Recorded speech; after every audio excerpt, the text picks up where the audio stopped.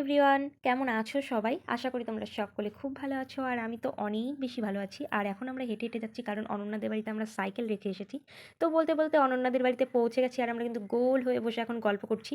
আর গল্প করতে, করতে সহেলির কথা মনে পড়েছে আর সহেলির কিছুদিন আগেই বিয়ে হয়েছে। আমরা কিন্তু একটু আড্ডা দেওয়ার পরে আবার বেরিয়ে পড়েছি দিদির আরেকটা বান্ধবীর বাড়িতে মানে রূপাদের বাড়িতে। আর রূপাদের বাড়িতে কিন্তু পৌঁছেও গেছি আর আসার পথে কিন্তু দিদি নিয়ে এসেছিল স্যান্ডউইচ। এখন সবাই মিলে গোল হয়ে আবার বসে গেছি আড্ডাতে। আর এখন কিন্তু স্যান্ডউইচ খাচ্ছি। যখনই দিদিদের সঙ্গে আসি তখনই সহেলি আসে, কিন্তু এবার সহেলি আসেনি। সহেলিকে খুবই মিস করছি। যাই হোক, তারপর কিন্তু আমাদের জন্য পাস্তা নিয়ে চলে এসেছি আর আমরা কিন্তু আবার পাস্তা খেতে বসে গেছি গোল হয়ে। তোমার বাড়ি কোথায় বলো? তোমার বাড়ি কোথায়? কোথায় তোমার বাড়ি? পেছনে বলো হালি শহর।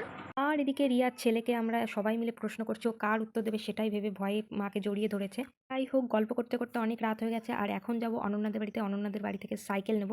বাড়িতে আসার পথে আবার জিলিপি ধরিয়ে দিয়েছে। জিলিপি খেতে খেতে অনন্যাদের বাড়িতে চলে এসেছি। অনন্যার মা রান্না করেছিল খাসির চর্বি দিয়ে ঘুগনি, তো জোর করেই আমাদের হাতে ধরিয়ে দিল বাটি ভর্তি ঘুগনি। তো আমরা এখন ঘুগনি খাই। আর তোমাদের ভিডিওটা কেমন লাগলো অবশ্যই কমেন্ট করে জানাও। আর দেখা হবে অন্য কোনো নতুন একটা ভিডিওতে। তো